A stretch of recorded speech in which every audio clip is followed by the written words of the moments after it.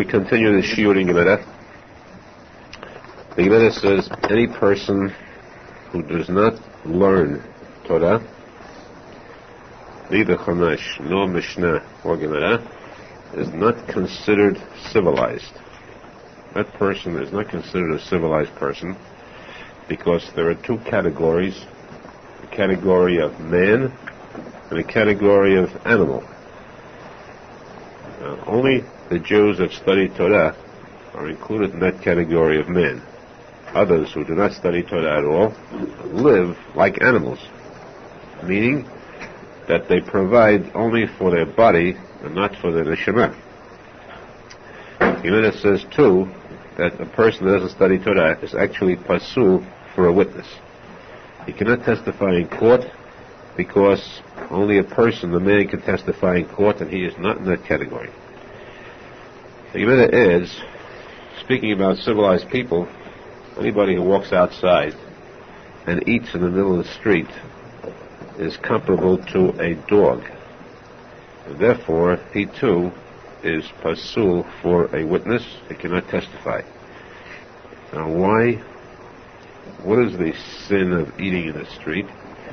Here, Tosafot says that it is possible for a person to have a small bite of something, let's say a piece of candy or fruit in the street, without being considered uncivilized. But for a person to wash a bread and then to go outside and eat the bread in the street, that person is actually comparable to a dog. The explanation of this comparison, why does the Gemara specifically pick the comparison of dog? Because the Gemara tells us that Gemara Shabbat says there is nothing that is poorer than a dog. He is an animal who is cursed. It's difficult for it to find food. We find every other animal can find its sustenance easily. Stray cats always find enough food to exist on and maintain themselves. A dog who is left out without an owner generally fades away. He starves. I'm not speaking about those dogs who are domesticated. Those dogs who are kept in homes. They do not lead a dog's life. Although that's because they are in this mad world today. We find that people seem to have adopted dogs as part of the family. And it's in such a ridiculous manner that dogs are accorded the same privileges as children in these places. For these people who do that themselves have lowered themselves from the category of person to, they have not elevated the dog to the category of human.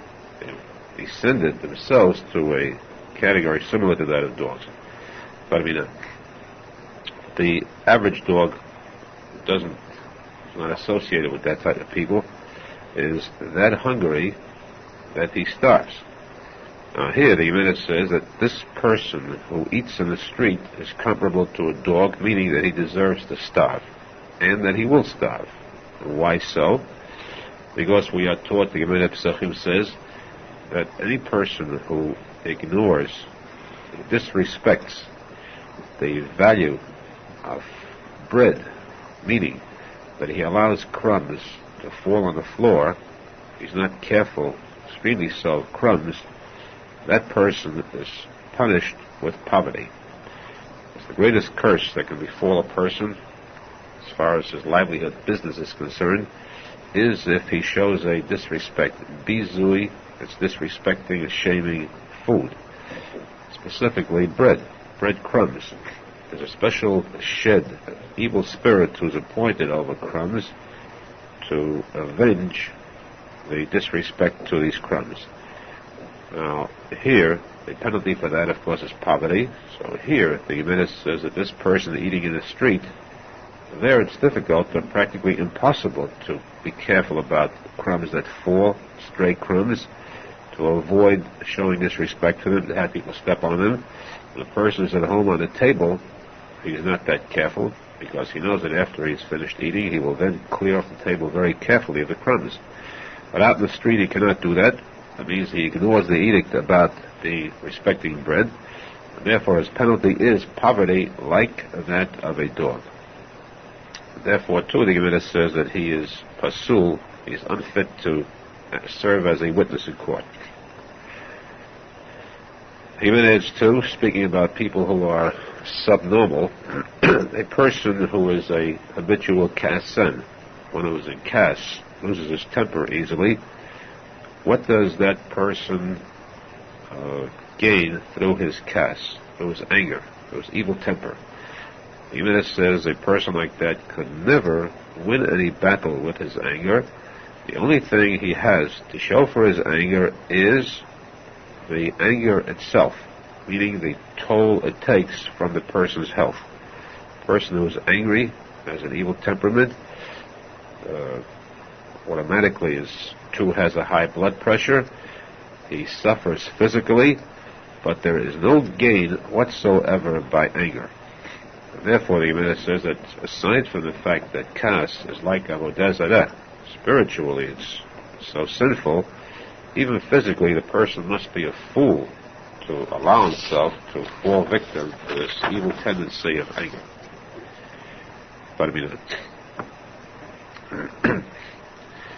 Gemara says that a person who gets married says to the chatan, says to the kala, Harayat mikudeshet li, you are hereby mikudeshet, sanctified to me, you become my wife with this ring. That's a straight statement from the chatan to the kala. With this statement, she is then married. There's no question or doubt about this marriage being legal. But there is also a marriage that's given on tanai, condition. If he says, you are my wife on condition that a certain thing is fulfilled, or that a certain thing exists, she is not married to him until or unless that tanai, that condition is fulfilled. The Gemara says, what if a person whom we don't know exactly how wise he is, how learned he is, says to a woman, you are hereby my wife on condition that I am a chacham, and I am very learned. Now, how is that condition to be fulfilled? How much does he have to know? How much wisdom must he have in order to make this tonight, this condition fulfilled, that she should be his wife? The Gemara says that when he says that, it doesn't mean he must be as learned as Rabbi Akiva or as the rabbis of the Gemara. To fulfill that condition, the chacham means only, simply, that he has enough wisdom to be able to answer any question on any topic that is asked. Any Gemara that he's asked about, he should be able to answer. It's that simple, of course. It's not that simple, knowing every Gemara. But knowing it means not the way the wise rabbis of the past knew it. He should have a general knowledge to be able to answer generally any question asked in any Gemara. The Gemara says, what if he says on condition that I am a gibor? I am powerful physically. How strong must he be in order to have this marriage consummated, legalized? The Gemara says he's not required to be as strong as Avner ben Ner or Yoav ben Tzruya, the generals of Shaul and David HaMelech. Avner ben Ner was so strong. His burial place, by the way, is directly opposite the cave of four couples, there at the Machpelah. He was so powerful, the Gemara says, that an army could not budge his leg. He stood his ground. The entire army could not move him. So this person who says on condition that I'm a gibor does not be as strong as him, how strong must he be? Strong enough to have all his friends afraid of him because of his strength.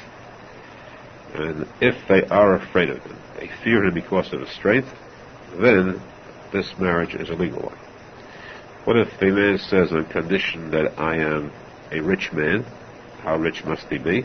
Not as rich as Rabbi Elazar ben Charsum, Rabbi Elazar ben Azariah, who was so wealthy that they had cities that belonged to them, entire cities, tremendous possessions and wealth, but only enough that the people of this person's vicinity respect him for his wealth. They consider him wealthy and respect him for his wealth. This constitutes being a wealthy man. The Gemara says, now, a different case. If a man says, You are my wife on condition that I am a tzadik. Now what do? The Gemara says she is married. No questions, regardless of what he is, she is automatically married to him. At least enough to require a divorce before she can be free to marry anyone else. Which means that at least she is safek mikudeshet. Safek, she remains in doubt whether she's married or not, at least, so that if she's in doubt, then certainly she cannot marry anyone else till she gets a divorce to free her. But we say that she is married because even if we are positive that this man is a complete rasha, still we judge him for the good. We say that when he made this statement, then probably he did Teshuva at that second, at that moment when he said it. He did Teshuva, all his sins are erased, and he is a tzadik. Therefore the marriage is legal. What if the man says, you are my wife, on condition that he is a rasha? What happens then? The man says again, regardless of what he is or who he is, any person who says that, she is married. Because even if he is a complete tzadik, perhaps at that moment when he said that, he opened his mouth and allowed that word to come out, maybe he is now a complete rasha.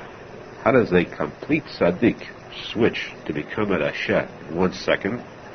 Simply by thinking of avodah zarah. A doubt, faith of Hashem, at that moment makes him a complete rasha. So therefore, in these two last cases, there's no measure, no yardstick to measure what completes this condition.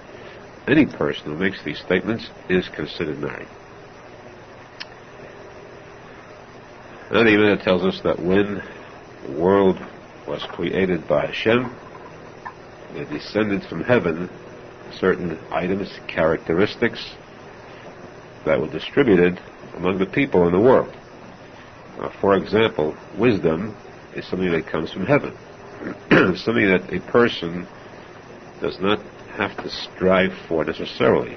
He studies to gain additional wisdom. But there are some people who are born wise, born with sharp minds, and some who are born with very dull minds. Which means that this wisdom came from heaven. Hashem sent down from heaven 10 measures of wisdom. 10 tenths of wisdom. We consider it in tenths. Of this wisdom, Hashem doled out 9/10 of all the wisdom in the world. He gave to Eretz Yisrael. The seat of wisdom on earth is Eretz Yisrael, to the extent not just the people living there are wiser and sharper than people outside of Eretz Yisrael, but also even the air itself, the atmosphere of Eretz Yisrael is that holy that a person breathing that air becomes wiser than before. That's what the Gemara says, Vida the Eretz Yisrael machkim. The air of Eretz Yisrael gives wisdom to the person breathing it. To what extent is Eretz Yisrael wiser? 90% of all wisdom in the world is in Eretz Yisrael, and the rest of the entire world has to share the remaining 10%. The Gemara says that from heaven there descended beauty to the world. That means material or physical beauty. Of this beauty, Hashem gave 90% of it, 9/10, to Yerushalmi. The aesthetic beauty of the buildings, the edifices, the architecture, one can see that it's different than the rest of the world. The actual nof, it's called, which means the panorama. Seeing Yerushalmi, you can detect a difference between that beauty and anywhere else in the entire world. So that only 1/10 of the beauty that remained had to be shared by all other lands, countries in the entire world. Then the Gemara says that wealth was sent down to the world. Now, this wealth, 9/10 was given to the Roman Empire. And of course, only 1/10 to the entire world, the remaining 10th to the world. The Roman Empire today is centered in the center of Rome, or what we call the Vatican City. There is that much wealth there. Of course, the wealth too has rotated a lot, going from one country to the next, The Yemena Pesachim describes that, how this wealth moved about. And the Yemena there says, too, that the president came to rest in Rome. The rest of the world has to share what is left of that wealth. Going deeper, of course, the Yemena says that wealth itself is not too meaningful. It depends upon what the person does with this wealth. So we cannot judge gold by its weight. It's by what value it is to a person and what he does with it. Materially, though, the Yemena says that it is the fact that 9/10 of the wealth was given to the Romans. And we know here, too, that the Yemena speaks about things that are only measures given from heaven. We do not say that measures of goodness or evil came down from heaven. This is not decreed by heaven. This is something that comes from earth itself. A person, before he is born, there is dictated about him in heaven that he will be wealthy or otherwise, healthy or otherwise, or he'll be wise or he'll have a dull mind. But heaven does not determine whether he'll be good or evil. This the person does for himself during his lifetime. Yemena says that there are magic. Of course, we don't have it today. At the time that magic existed, magicians existed, 9/10 of all magic existed in Egypt. That was the center of magicians and magic, and only 1/10 remained for the rest of the world. Of the diseases that came to the world, 9/10 of these diseases was given to the pig, so that the most unhealthy food that exists is pig's meat. All other diseases comprise only 1/10 of everything else in the world. Only 1/10, and we find elsewhere where the Gemara says that the pig is always filthy. The mouth of a pig is always filled with filth. That's why most diseases are there.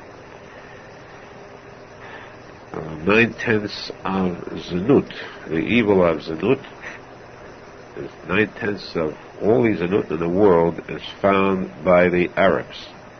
The rest of the world has only 10% left. So that all pornography and the like add up the entire world's Zanut, of all types, it's only 10%. The other 90% is found by the Arabs. Though, in outward appearance, it seems that they are very Zanut, very modest. Women go dressed completely covered from head to toe. Actually, the truth is that they have 9/10 of all Zanut. Now, there's a power of, very important power, element of speech. Power of speaking, which elevates a person above that of an animal. So that speech is very valuable. Of all the speech given to the world, 9/10 was given to, here it doesn't say was given to, here it says they took. 9/10 women took. Women took 9/10 of all speech, and men remained with only 10%. That's why we say, too, that a man is not complete. He's unmarried.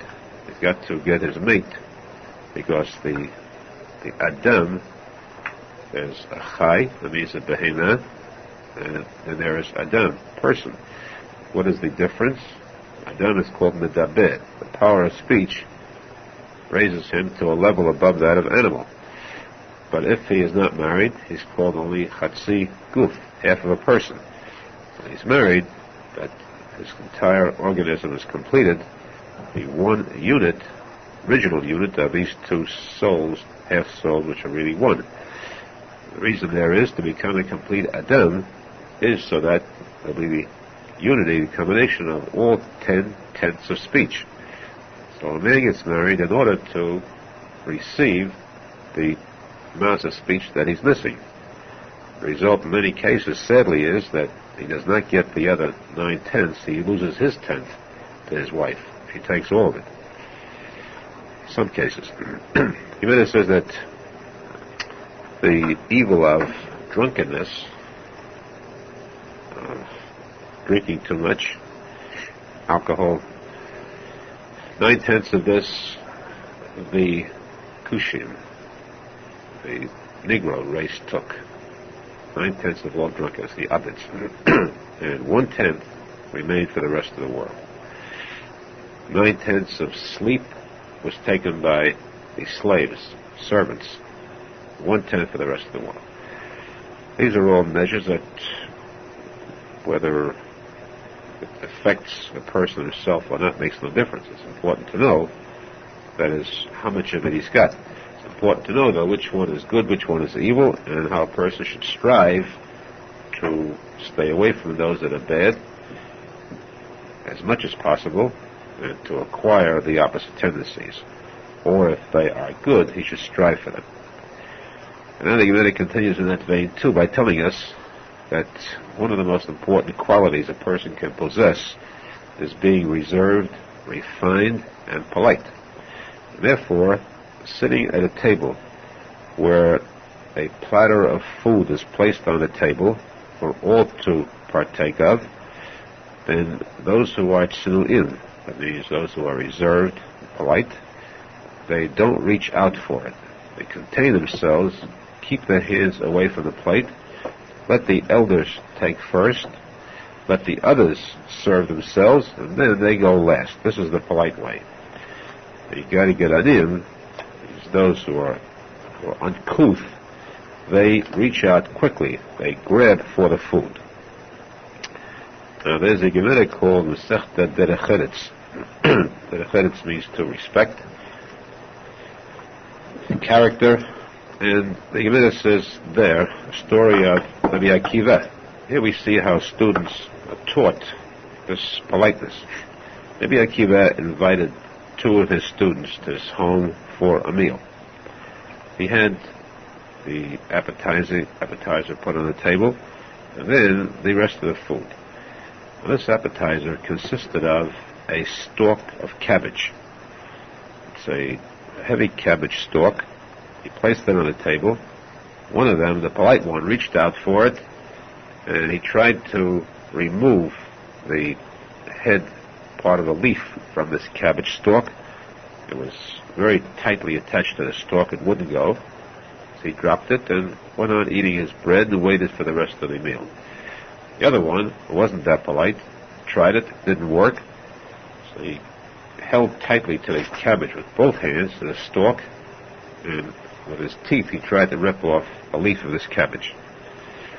Rabbi Akiva saw this, and he said to the student, that's not the way to do it. Why don't you put both feet on it, hold it down with your feet, and then you can pull it off with your hands. In other words, it was a dig, but a very sharp one, insulting one, to teach him politeness and manners. And this, of course, is what the Gemara stresses here. The polite person is one that will allow others to precede him in reaching for food or anything else on the table, and will conduct himself with manners that are fit for a person who is refined. That's why the Gemara says too that Derech Eretz kadma Torah. Before you can go deeply into Torah, you must first learn respect and manners. The Gemara tells a case of Rav Gidel, who was very anxious to buy a certain plot of land. And he was discussing the purchase with the seller, with the agent. Meanwhile, while he was in the midst of this negotiations, Rabbi Abba went and bought this land outright. It means that Gidel lost his chance. And Gidel felt very bad about it. He went to Rabbi Zera, Rabbi Yitzhak, to complain about this, to charge Rabbi Abba with unfair practice.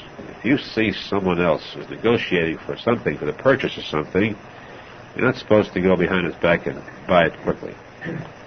So Yitzhak said, wait until he comes, wait until Rabbi Abba comes, let me hear his side too.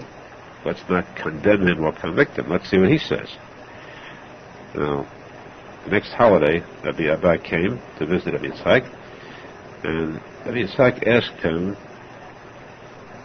what if a poor person is trying to get a certain item of food? Is it proper for someone else to grab it while he's trying to get it? What would you say about that person? Rabbi Abba answered, that person is called a rasha, a wicked person. Yitzhak asked him, in that case, how come that you bought the land when Rabbi Gidel was negotiating for it? Rabbi Abbas said, I'm sorry, I had no idea that he was negotiating. It was done unintentionally. Rabbi Yitzhak said, well, then why all this problem? Why don't you just return it, give it to him? Let him sell it to him. Rabbi Abba answered, I cannot do that. It's impossible for me to sell it to him now, because this is the first plot of land I've ever bought in my life. And we know that it's very bad for a person's mazal to sell the first thing he ever buys. Therefore, I cannot sell it to him to spoil my mazal, my luck for the rest of my life. This is not a superstition, of course, Chas v'shalom. This is something that the Gemara says is excluded from the items of superstition. The person has a full right to abide by this. So, Rabbi Abbas said, I cannot sell it, but what I could do, if he wishes, I gladly give it to him as a gift. Now, the result was, the Gemara says that Rav Gidel refused to take this land because the pasuk says, he who hates gifts lives long. We can understand the opposite from the sentence. A person wants to live long than to avoid gifts. Rabbi Abba refused to take this land now because of the fact that he felt he was not justified in keeping it. It should have belonged to Rav Gidel. So neither of the two went down to cultivate this land, and it remained hefker, ownerless, free for the other rabbis to enjoy, take the crops from. Here again we learn ethics, morals on the part of the rabbis. Note how strict they were in morals. That the Abba who had paid for the land already, but because of the fact that Rav Gidel had wanted it, he now refused to own it. Rav Gidel refused it because, also as a matter of ethics, he said, I would not accept a gift. If it's mine only when I pay for it. And these are the ones who set examples for their students, for us to learn how to act, to emulate them, copy them in their character, their ethics and morals. The Gemara says again, we've had this many times, but just to stress once more, the danger, always the Gemara uses a different term for it, the danger of eating raw onions. Eating raw onions is as bad for the body as a person who sticks swords into the body. That's how bad and dangerous it is. And this, of course, we have many times in the Gemara that says that raw onions are that dangerous they can even prove fatal, Chas v'shalom. Rabbis are warned about this. The Shem HaKadosh said too that raw onions should never be eaten, even on Shabbat. You might think that Shabbat will protect the person. It is not so. They should not be eaten at any time. Onions can be eaten only if they are cooked. The Gemara tells us an interesting case now where a boat, a liner, docked at the port. The people got off this boat, and 3 people got off carrying one package, one suitcase. 2 men and a woman. Now, at this port, important city in Eretz Yisrael, aside from going through customs, there's also a bet din, a court of rabbis in this port. So when they came through, they were questioned naturally. Each one was questioned individually, in order. First man was asked, who are you, and with whom are you traveling? He said, well, I am the owner of this suitcase. This woman is my wife. This man is my slave.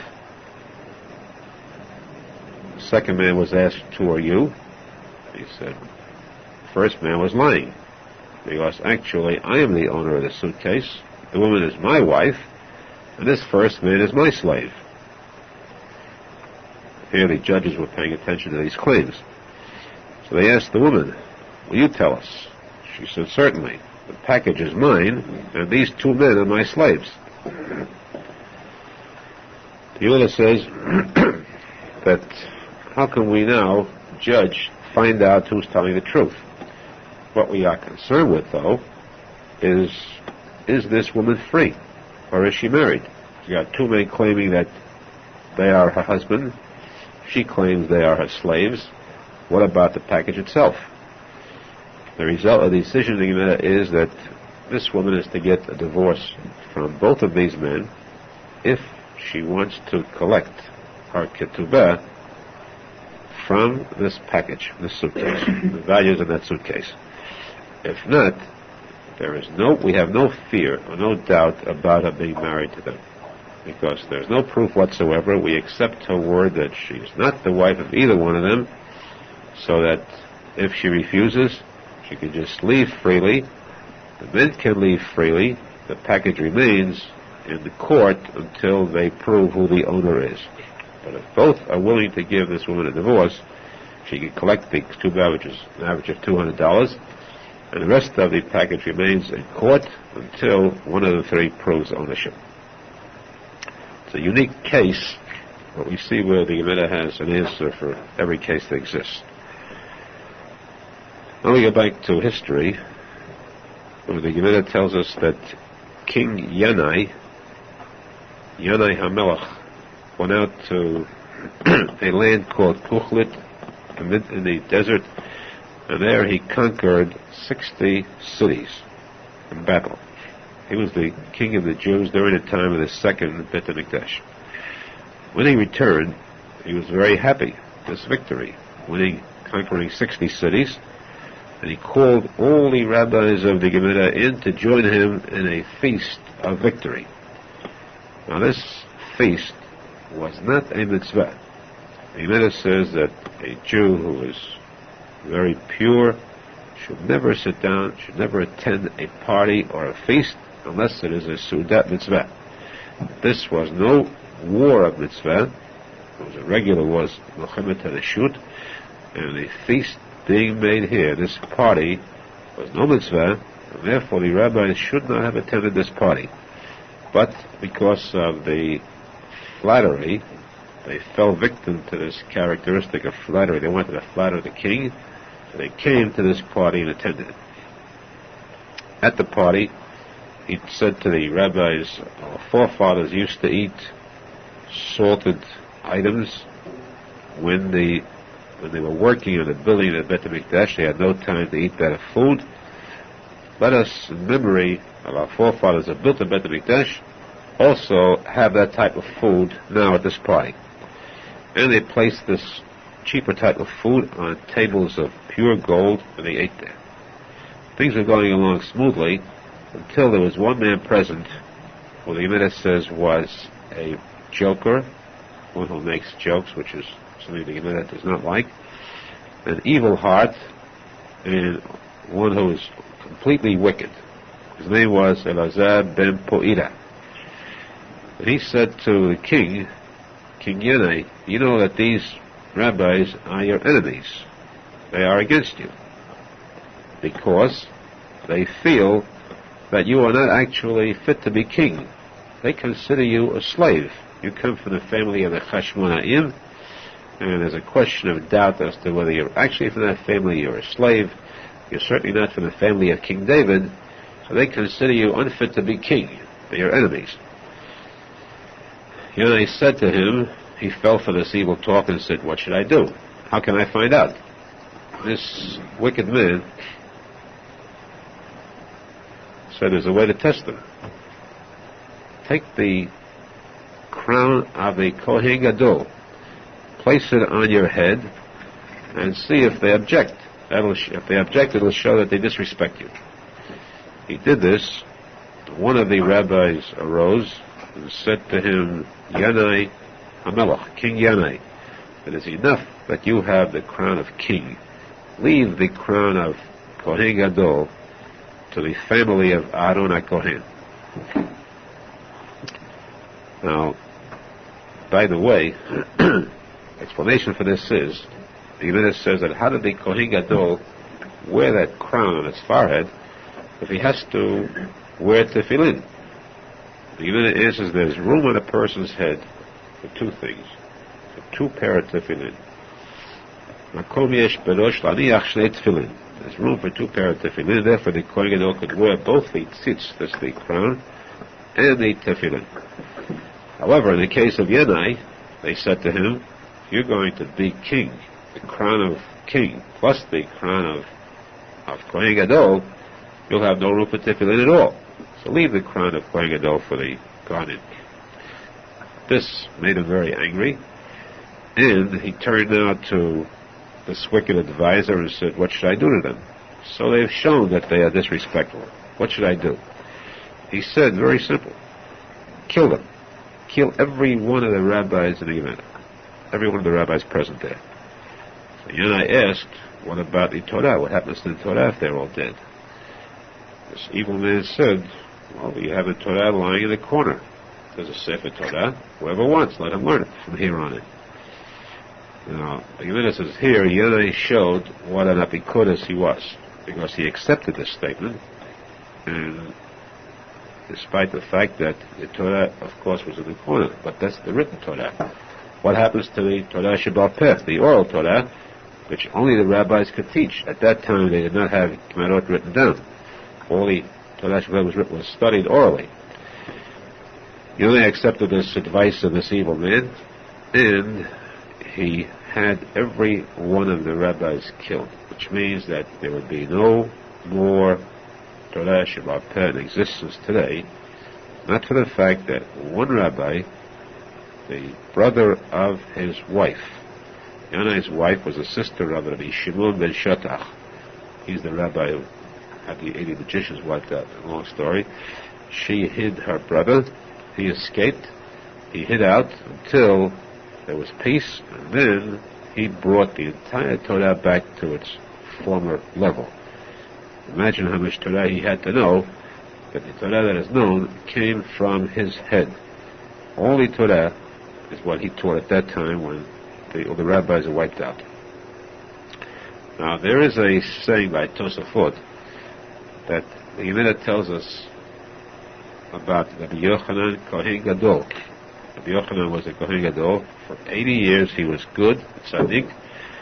Then he became a Rasha at the end of his life. Tosafot maintains that this King Yanai is that Yochanan Kohen Gadol. He is that one who turned evil, and this was the case where he turned evil.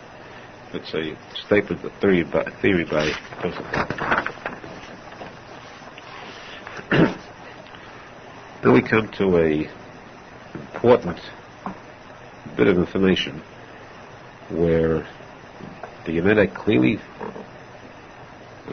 details 4 categories of marriage, where with knowing these 4, we can determine any kind of marriage possible that could ever happen, determine what the child will be. Where the child takes after the mother or the father, or what status a child has, every marriage falls into one of these 4 categories. First one is a case where the marriage, the Kiddushin, are kasher, a purely legal marriage, which means a Jew marrying a Jew, or a Kohen marrying a Yisrael. Kohen marrying Yisrael, that's a legal marriage. In that case, wherever the marriage is 100% kosher and legal, always the child follows the father, which means that if the Kohen marries a woman who is family of Yisrael, the child will be a Kohen. If a Yisrael marries a Kohenet, woman who comes from the daughter of a Kohen, the child will be a Yisrael. The child will always follow the father wherever the marriage is a legal one. Second possibility is where the marriage takes hold, but it is a sin it's a sinful marriage, but it's still legal. For example, if a Kohen marries a divorcee, he is committing a sin. It's forbidden for a Kohen to marry a divorcee, but if he does marry her, they are married. That marriage is chal, that means it takes effect. In that case, then the child will always take after the lower one of the two, the illegal one. So that, let's say, the Kohen marries a divorcee, just as she is forbidden to marry a Kohen, so too are her children forbidden to marry a Kohen. Or, another case would be where a mamzer is not allowed to marry a Jew, Yisrael. What if he does? The marriage takes complete effect. It's legal. But the result is that the child takes after the mamzer or mamzeret. If the father is a mamzer, the child will be a mamzer. If the mother is a mamzer, the child will also be a mamzer. So where the marriage is legal, but it is a sin, the child takes after the worse one of the two. Third possibility is where the marriage to him is illegal, but to others it is legal. He is not allowed to marry this person, but everyone else is allowed to. In that case, the child is automatically a mamzer. For example, a relative, a close relative, where a sister or an aunt, mother, so on, others could marry her. For him it's illegal. For him the marriage cannot take effect. Then the child is a mamzer. Fourth category is where the marriage takes no effect whatsoever. If he marries her, they're not married at all. In that case, the child follows the mother.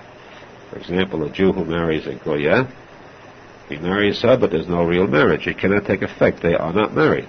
They're living together, but not married, because there's no legality in that marriage. A Jew marries a Goya, or a Jewess marries a Goy. Where the marriage did not take effect, the child follows the mother. These are the four possible cases. There is no other possibility, so we can always determine the fate of the child by following these four rules, these four guiding rules that can always tell us what the child is. You know, we don't have to go repeat this entire thing again to get it clear in your mind. You simply listen to the tape again if you want to memorize it. Even it says now, it's a very big chidush. The worst category possible is that of mamzer, because a mamzer cannot purify himself. It is impossible ever for a mamzer to lose that identity, no matter what he does, no matter what he or she does, mamzer or mamzeret. The question is only, is it possible for a mamzer to have, at least, mamzer, let's say, is a learned person. He was born a mamzer, it's not his fault. He's very religious. He knows he cannot do anything for himself. Could he do something for his children? Because we said that mamzer's children take after their father. Could he purify his children? For this, there's a machloket debating between Rabbi Tarfon and Rabbi Eliezer. Rabbi Tarfon says that there is a way for mamzer to purify his children. Rabbi Eliezer says there is not. What is that way? Rabbi Tarfon says that if a mamzer marries a shifcha Canaanite, a non-Jewish maid, then the child born takes after the mother because she's a non-Jew. The result is there was no marriage, legal. It means that she takes after the mother. The result is that the child is a non-Jew or a maid or a slave. Now, how does a slave or a maid become a Jew? If the master frees him, he becomes a Jew automatically. So in this case, what a mamzer should do is to marry a maid, and then the child born have this maid or slave freed, and that the stigma of mamzer is off. He is no longer a maid, he is no longer a slave or a maid. He has purified his child. Rabbi Eliezer says this cannot help, because he maintains that if a mamzer marries a maid, the child born is considered both a mamzer and a slave, both a mamzeret and a maid combined. That's the machloket. Interestingly, we go to the Shulchan Aruch, where the Bet Yosef tells us an additional chidush, to go even further than this law. The Tarfon was trying to help purify the children of a mamzer. He gave us one example. Bet Yosef adds a second one.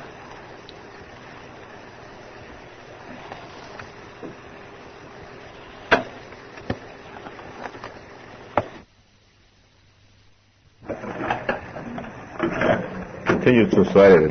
Bet Yosef says that the law of maid and slave is something of the past. When we had the Bet HaMikdash, or we had Jewish slaves, and then we had the case where a Jewish slave is given a non-Jewish maid to marry. However, now that we don't have it, what can a mamzer do in our time, nowadays? Bet Yosef adds that the same rule holds true with a mamzer marrying a goya. If he marries a goya, the children will take after the mother. That means that they are goyim. They simply convert. That means they're only goyim, not mamzerim. They convert, and they are no longer mamzerim. They are Jews, not mamzerim. This is a law stated in the Shulchan by the Bet Yosef, the Ibn Ezra, that it is a law la-halacha. A mamzer can purify his children.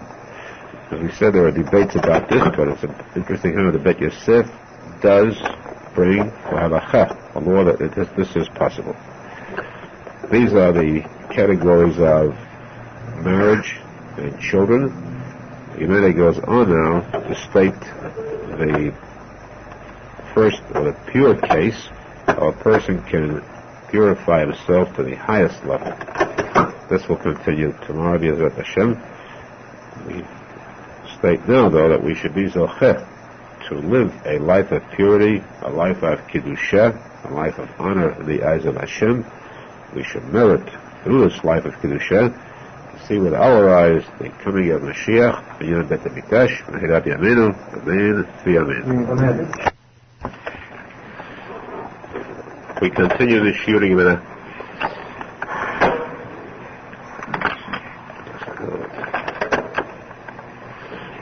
The Gemara says that there are many evils attached to money. Now this means not just the stealing money or cheating someone for money. There are other ways that a person can commit crimes for money, and the punishment is imminent, immediate. One case, one classic example the Gemara gives is, and this is so prevalent, so true today. A young man goes out in quest of his mate, searching for a wife. A wife means one that he's going to spend the rest of his life with. And naturally, what is he supposed to look for? He's supposed to look for quality in character, one who is the right religious upbringing, and one who would make a pleasant mate, a good mother to his children. But there are some people who overlook these vital qualities, and instead they marry for money. They can get a good match with a father-in-law who provides a dowry for his daughter, a lot of money, and they're willing to close their eyes to the much more important assets that should be found in a bride, in a wife. Now this is something the Gemara considers disgraceful. A disgraceful act on the part of a person, and the Gemara says that there is a very severe penalty for this. In fact, a double penalty. A person who marries a girl for money, worst thing that happens is that he will have children who are not good in every respect. Children who will have no nachat from, no pleasure from whatsoever. Chas v'shalom. That means they'll turn to the wrong path. Above all, they'll be disrespectful to the parents, and they will not follow the path of religion. Secondly, the Gemara says, to make matters worse, one who marries for money, then a month begins after the wedding, a month ends, and the money is all gone. It's lost. The Shah says we cannot take this as its literal meaning. That a person who marries a girl who has $1 million, after 30 days the entire million is gone, because we do see cases where a person marries for money and the money is not actually gone. The point is, though, that the Mashiach says what the Gemara means here is that at the end of each month he'll find that the money he spent is completely gone. It's not replenished. A person who spends a certain amount per week or per month for home expenses finds that at the end of the month he now earns a new amount to supplement that. In this case, though, he will be spending the principal and not the profit, so that in a matter of time the money will be all gone eventually. He'll be left with this prize package, which was not inspected thoroughly in the beginning. He'll find that he has only the bride, the wife herself, without the money, something that's very unpleasant as far as the wife is concerned. Added to this, chas v'shalom, also children who are not respectful and not the right type. This is marrying for money. The Gemara says there's a second requirement on the part of a person going out to marry. That is to see that he does not marry a girl who's beneath his level. I mean, not beneath his level much. Of course, this we have to understand too, because the Gemara Yevamot says that a person should never marry a girl who is above his level, because then he'll find that she will delegate authority to herself. She will rule over him, or attempt to rule over him. There will be any actual peace in the family. Plus the fact that she'll always degrade him by telling him that he is not fit for her. Therefore, the Gemara advises, when you marry a girl, marry one who is not exactly as smart as you are, not exactly as important as you are, so that she will look up to you and respect you. But here the Gemara stresses a different point. A person should never marry one beneath his level, meaning one who is of a different class, a different type. For example, a Talmid Chacham should not marry the daughter of an Am Haaretz, even though, let's say, she is religious. She is Shomeret Shabbat. She observes the Shabbat, she observes Kashrut, but to what extent could she observe it? The daughter of an Am Haaretz follows what she has seen in her home. And Am Haaretz surely could not know all the laws, so that what will happen is that this man will have trouble with his wife, not knowing the laws thoroughly, and not bringing up her children properly either, according to these laws. So this means marrying beneath his level in the sense that it is not fit for him, for a Talmid Chacham, to marry a woman who comes from an ignorant family.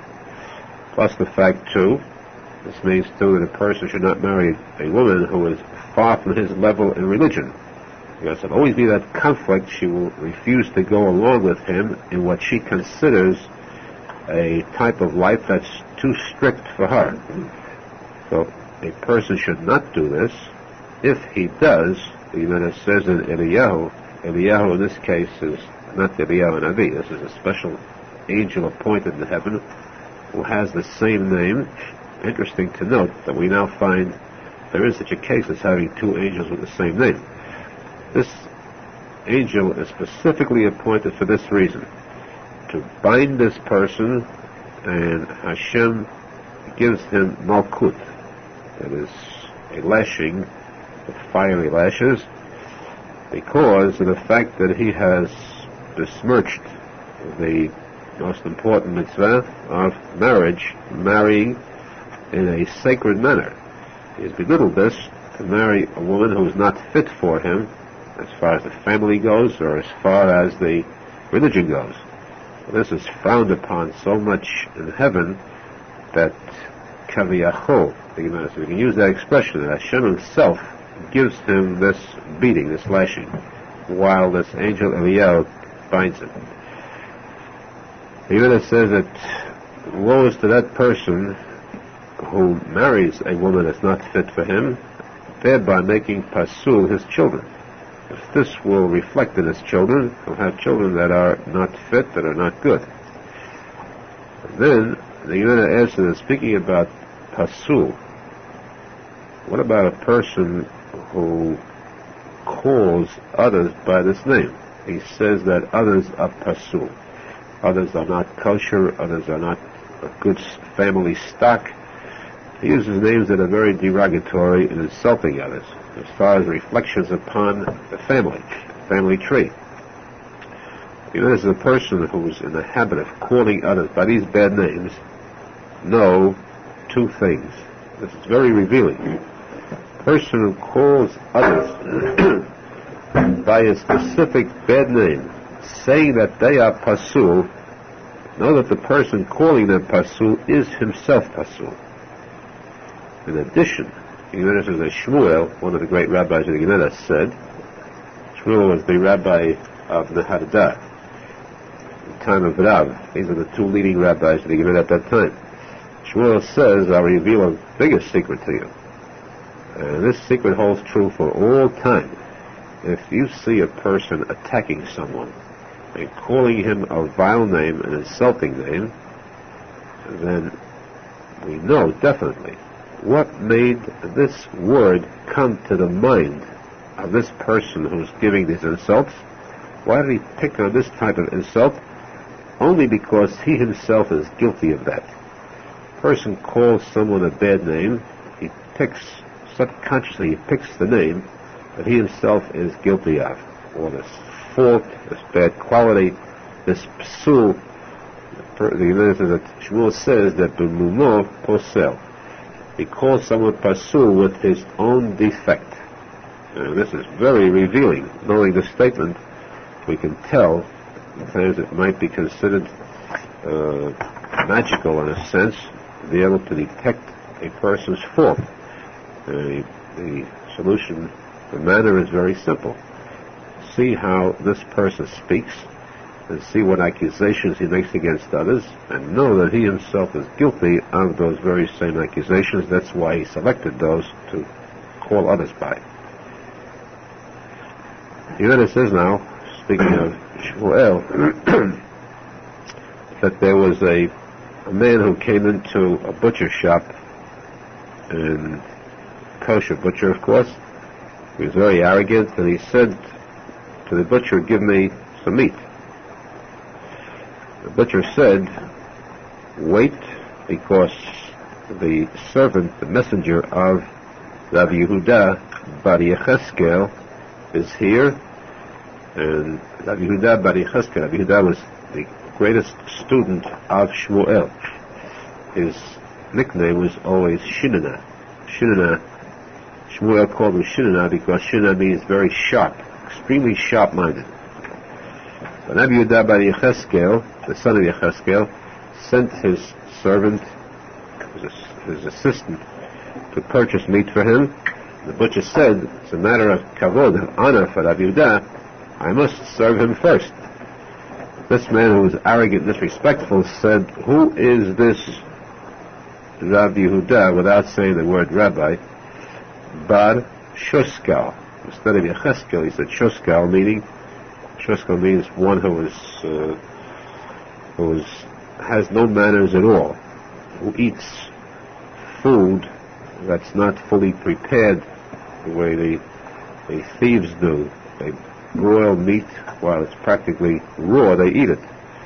And this was a very deep, dire insult to Rabbi Yehuda bar Yecheskel, calling him this name. And Rabbi Yehuda heard about this. Rabbi Yehuda went and proclaimed a chedem upon this person. A chedem is a heavenly curse. The word chedem, chet resh mem, is the gematria 248, and this means that this heavenly curse is injected into every one of the 248 organs of the person. Now, this law of chedem is a law that's specifically made for the honor of a Talmid Chacham. If he is ever slighted, ever insulted, the Gemara says he has the power to place the person who insulted him in chedem. This is what Rabbi Yehuda did. And then he was told further that this man who had insulted him is in the habit of calling people slaves.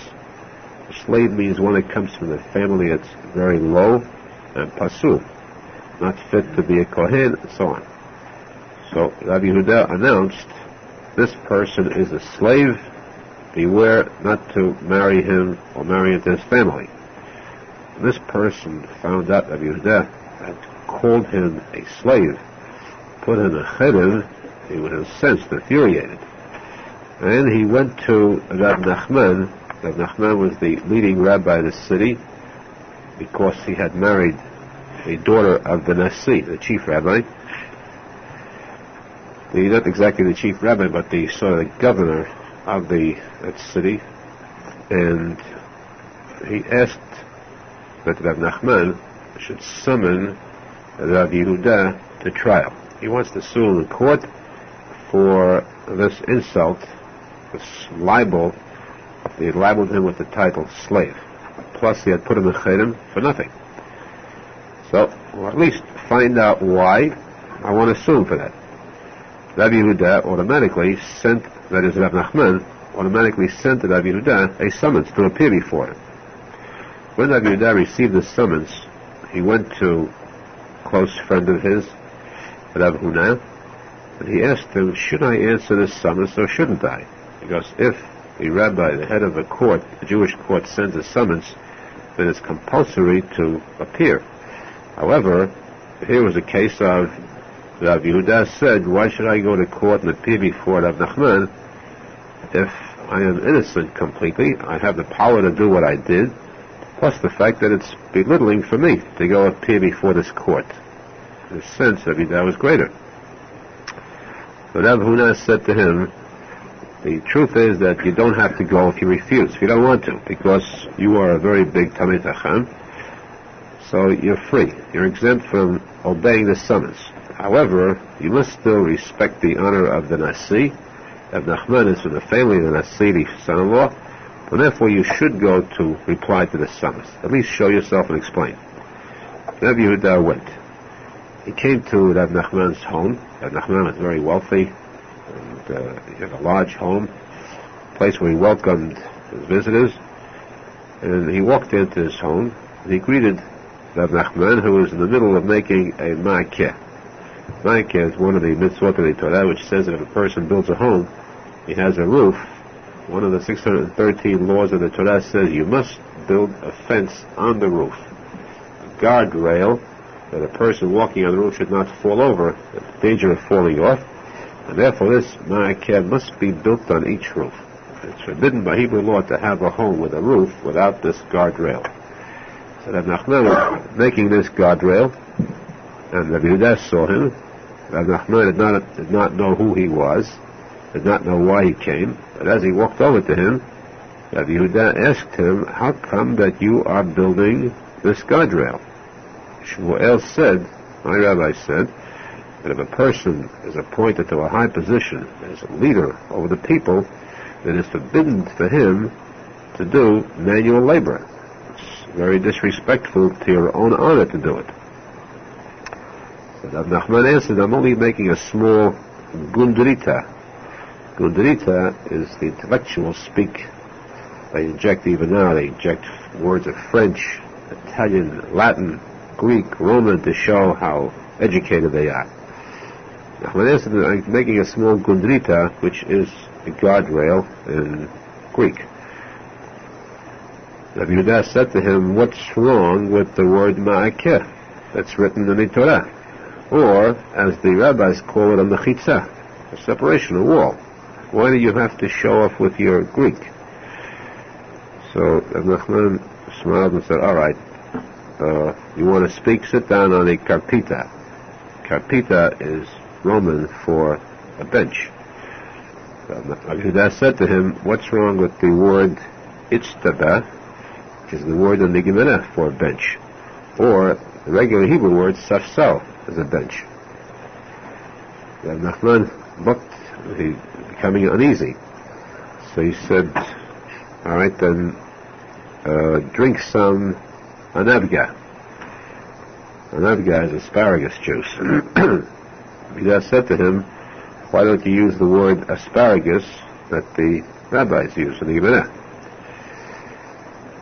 But Rabbi Nachman said, he was losing his patience, he said, well, anyhow, here's a juice, let's have donag. Donag was Rabbi Nachman's small child, a daughter. Let her come and pour the juice for us. And he said, Shmuel said you're not supposed to employ the services of a woman. Rabbi Nachman answered angrily, she's not a woman, she's a child. Rabbi Shmuel said clearly, very clearly, that you cannot use the services of a woman of any age, old or young. You're not supposed to have any close contact with women. Keep them out of sight so that you don't get any bad thoughts. So Nachman said, all right then, as long as you're my guest, how about sending a message of greeting, or be polite and say hello to my wife. Wife of Rabbi Nachman was the famous Yalta. Yalta was known throughout the Gemara as a woman who knew how to learn so much that she used to make mockery of the rabbis in the Gemara. She was very firm. She was the daughter of the Nasi, and therefore she was brought up with a lot of wisdom and a lot of poise, class. So that answered, Shmuel said that just as there is a law of edva means forbidden, certain things are forbidden about a woman. You cannot look at a woman, certain parts of a woman. One of those parts is the voice of a woman. You're not supposed to hear the voice of a woman because it might be enticing, it might arouse a person to bad thoughts. Now, if I would say greetings to her, she might reply. The voice of a woman speaking, of course, is nothing. But if she replies sweetly to my greeting, that could bring about a wrong thought, and therefore Shmuel said that it's forbidden to give greetings to women. So Rabbi Nachman said, well, how about through me? Let me carry a message. So he answered, Shmuel said you can't send a message of greetings to women at all, not even through her husband. At that moment, Yalta, the wife of Rabbi Nachman, sent a message to her husband, Rabbi Nachman, through a servant saying, this man came to you probably for a trial. Well, get rid of him fast before he makes you into an anadix. He's making a fool of you. And Nachman said to him, tell me, what are you doing here? Why did you come here? Rabbi Yehuda answered, because you sent me a summons to come before you. Nachman said, I sent you a summons. I don't even understand your language. You're way above me. I would send you a summons yet? How could I do that? Rabbi Yehuda said, well, here I am, and here's the summons. He took it out.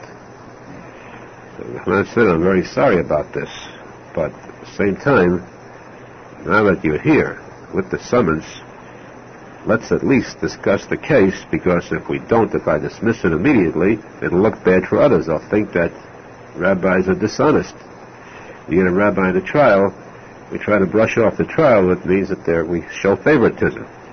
At least for the sake of others who are around now, let's show that there is a discussion of this case to clear it up.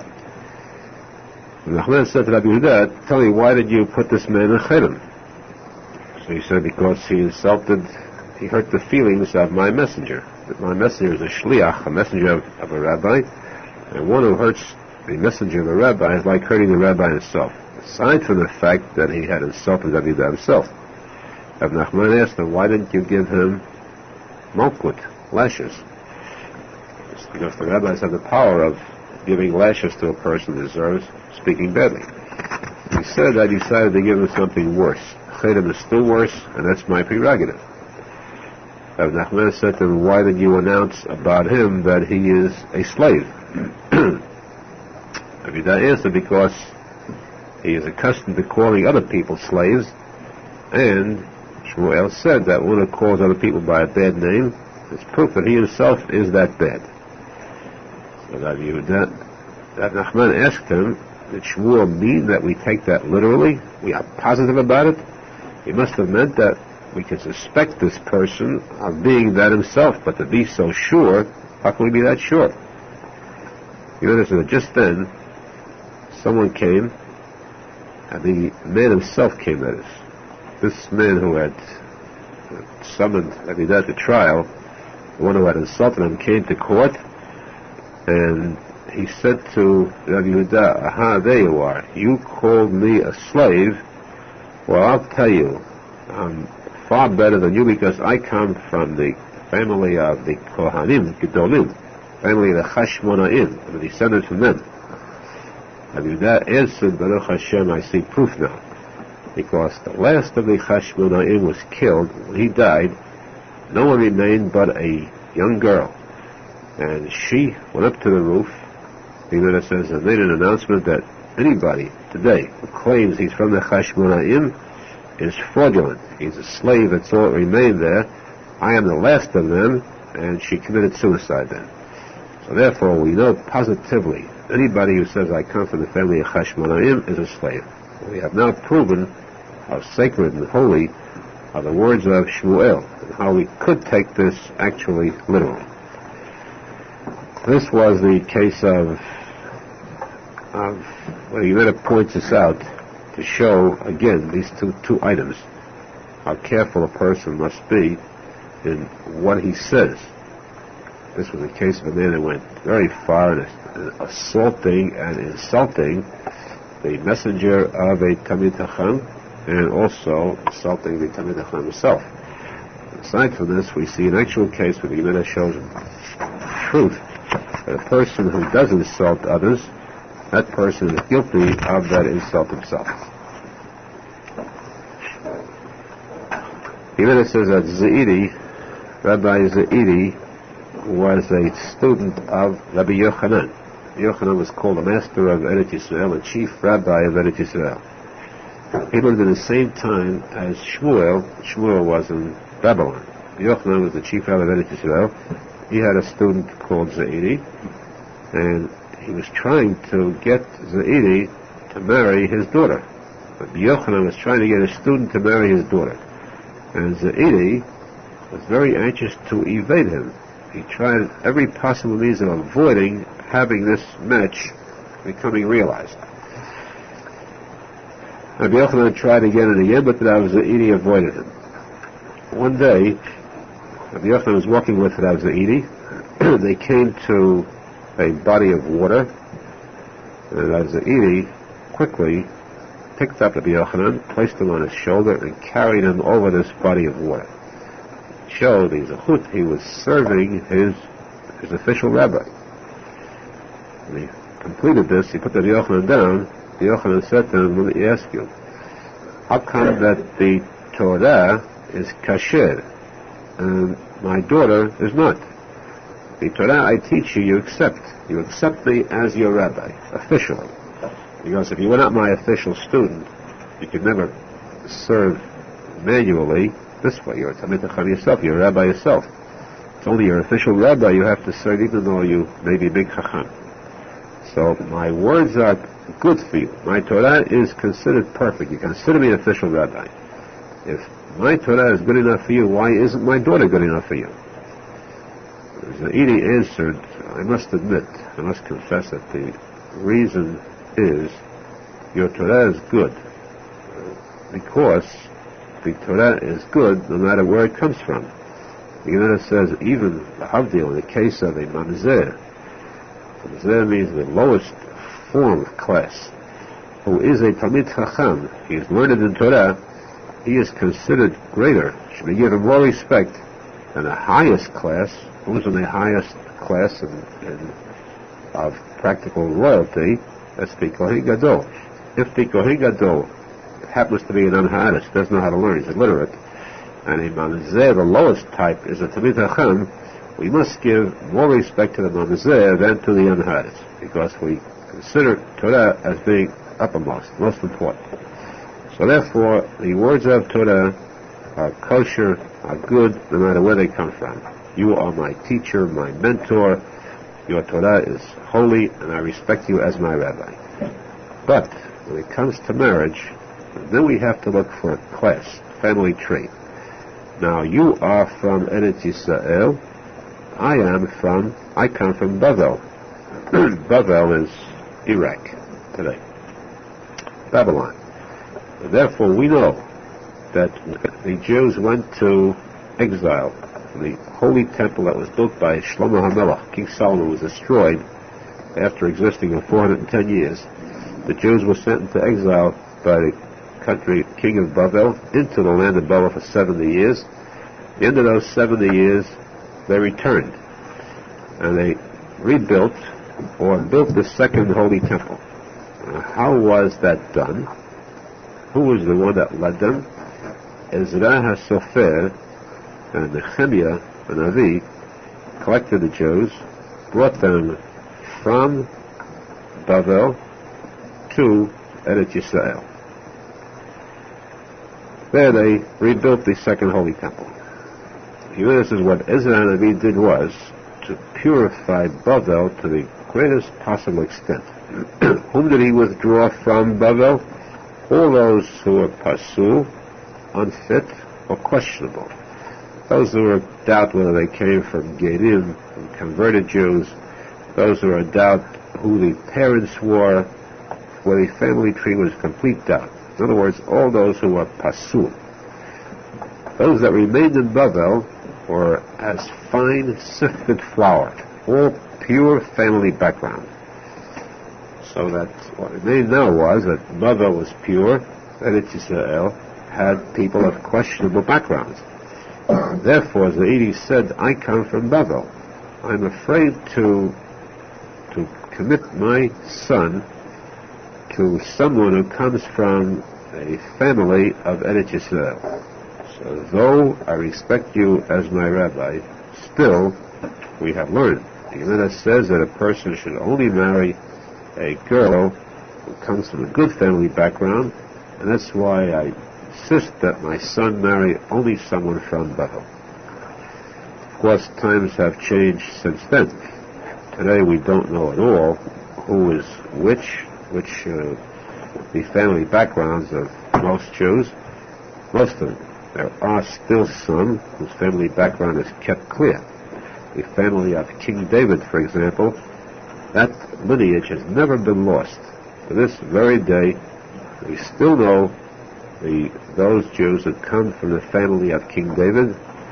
We know that this went down, descended to the Baal Shem Tov, who was a direct descendant of King David, and therefore the descendant of the Baal Shem Tov, like Arizal, Baal Shem Tov's grandson, is also from that family of King David. We also know that in most cases the Kohanim are known to have kept their family records intact, and therefore the Kohanim, we know not only which tribe they come from, but that probably they have kosher family backgrounds.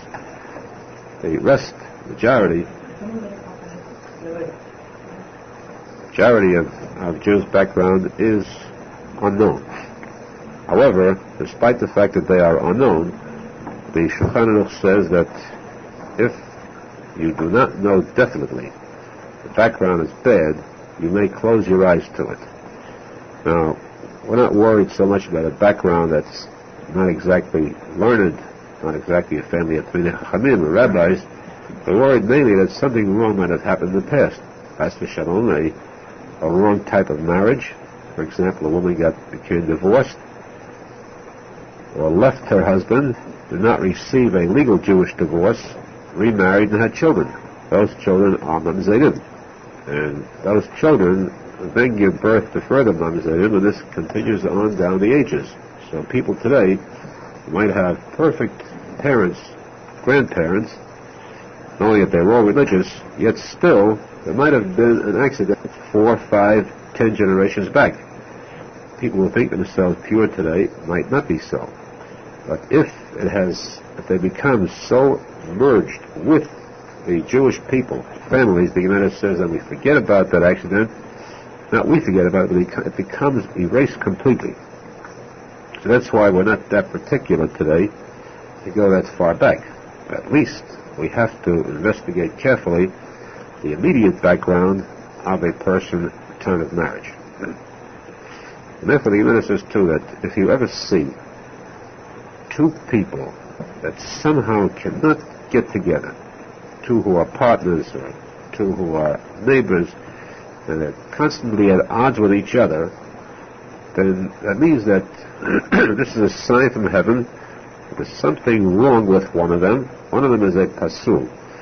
And heaven is not wanting that these two get together. There should be a match between their children. So one of those is pasul, and this is the reason why it's done so. Yeshua Balevi disagrees with that and says it's very possible for two people to be at odds because they're angry about one did something wrong and he angered the other. There could be a battle, a conflict between them. When do we maintain this rule? Only if we have two families that are feuding with each other, and this is done deliberately, brought about by heaven, to see what these two families should not merge. There should be no intermarriage between them, because one of them is impure, pasul, one of them is pure. So heaven guards the pure ones by creating this feud or friction between the two families. There should be no marriage, no mating between the two. This is a revelation as far as the feuds we hear about between families. Of course, there's no direct means of finding out which one of the two is pasul. It's very difficult to tell. But the reason, primarily, in most cases, is because one is pasul and the other is being guarded. The Gemara says there's a pasuk in Kohelet by Shlomo HaMelech, King Solomon, that says, "V'zarach hashemesh uba hashemesh." The sun shines, the sun rises, and the sun sets. The Gemara says, why doesn't it say just once, the sun rises and sets, or the sun sets and rises? Why does it say the word sun twice? The Gemara is that this is teaching us an important lesson too. When we say the sun, the bright rays of the sun, this means the rays of the tzadik. The sun stands for chachma, for wisdom. The tzaddik's rays, his wisdom, is spread out and warms the hearts and minds of the students, Jews in general, his vicinity, his city, or throughout the world, depending upon the greatness of that tzaddik. So this pasuk teaches us that the sun will always shine. The sun sets and the sun rises. The sun sets, but the sun will rise again. In fact, the way the pasuk says it, it means that the moment the sun sets, immediately the sun rises again. Which means that if a tzaddik passes away, then be sure that the moment he passes away, there is another tzaddik born to take his place, because there must be a tzaddik in the world at all times. The Gemara gives us a very clear example of this. Interesting point. The Rabbi Akiva was unquestionably the greatest tzaddik in his time. During the time that he lived, he spread Torah to so many thousands of students. He had at one time 24,000 students. When these 24,000 students passed away through a plague, because of the fact that there was dispute, disagreement, disrespect among them for each other, though they were tzaddikim, therefore this plague of diphtheria struck them. All 24,000 died in a period of 33 days. Yet, as soon as they died, Rabbi Akiva went on to further spread his knowledge in the world to much greater students than before. He had a few students afterwards who were greater than all 24,000 combined. He had Rabbi Meir Balanes, Rabbi Shimon ben Yochai Arizal, the author of the Zohar Kadosh, and three other major students to whom he taught Torah, and these illuminated the entire world with their Torah. So Rabbi Akiva was unquestionably the greatest tzaddik in his time. The day that Rabbi Akiva was nistalek, the day he passed away, on that day, the next great luminary was born, known as Rabbeinu HaKadosh, Rabbi Yehuda HaNasi, who compiled the 6 divisions of the Mishnayot, the Mishneh, the Gemara. The moment that the sun set, meaning that the tzaddik was nistalek, he passed away, the next tzaddik, the next great, was born that same day. Rabbeinu HaKadosh ruled. He was the Nasi. He was a descendant of King David. He was the chief rabbi of the Sanhedrin. And David, Rabbi, passed away. Rabbi Yehuda was born, whom we spoke about previously. Yehuda was called Shinana, the sharpest mind among the rabbis. Rabbi Yehuda ruled his time as a top rabbi. The day that he was nistalek, the day he passed away, Rava, one of the most famous of the later rabbis of the Gemara, was born on that same day. Again, showing that the sun sets, the sun rises immediately. Rabbi was one of the last rabbis of the Gemara, and yet the day he passed away, Rav Ashi was born. Rav Ashi is the one who compiled the 60 Gemarot, not the Mishnah, but the Gemara. He put them in order, and he's the one who brought the Gemara to us. He was the last of the rabbis. He's the one who sealed the Talmud, and he too was born the day of Rabbi's passing. It shows, the Gemara says, that this is like we find the candle that burned in the Holy Temple with Eli, the Kohen Gadol, leading the Jews then. And the Jews had Eli as a leading tzadik. Yet, the time came when Eli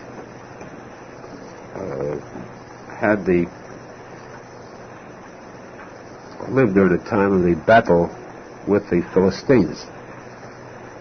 The Jews then were not conducting themselves properly, especially Eli's own sons, who were committing certain wrong deeds, and Eli was very much ashamed of them, but could not reprimand them properly. Now, because of these sins, a war broke out between the Philistines and the Jews. The Jews were losing this battle. They decided that they would bring out their secret weapon, something that is so potent and so powerful that they'd have to win the war with this secret weapon. This was to take out the Holy Ark, the tablets, right out into the battle. The holiness of these tablets would destroy their enemy. The Torah tells us that they brought this Holy Ark out. The Philistines saw it, they became petrified, and they said, let's put everything we have now into this battle, because we have to battle against the Jews and their Hashem. Now, of course, Hashem ish mechameh. Hashem decides battles. It's not numbers and it's not power. And as we learn in the Torah, that this battle was won by the Philistines. Not only was it won, but the Holy Ark, the Holy Aharon Kodesh, with the tablets, was captured by the Philistines. The messenger came back to the Holy Temple. Eli was very old at the time. He was sitting in a chair, very much worried about the outcome of this battle. This messenger came flying forward on horseback to report. Eli pleaded with him, give me news of the battle. The messenger said to Eli, I'm very sad to report that the Jews have lost the battle. Eli brushed this aside and said, that's not what I'm interested in. That's a very minor point. What else happened? So he said, well, I must tell you the tragic news that both of your sons were killed in this battle. Eli said, that's meaningless. That's completely unimportant at this time. What else? The messenger said, and the Holy Ark was captured. And Eli heard this, that he feared most.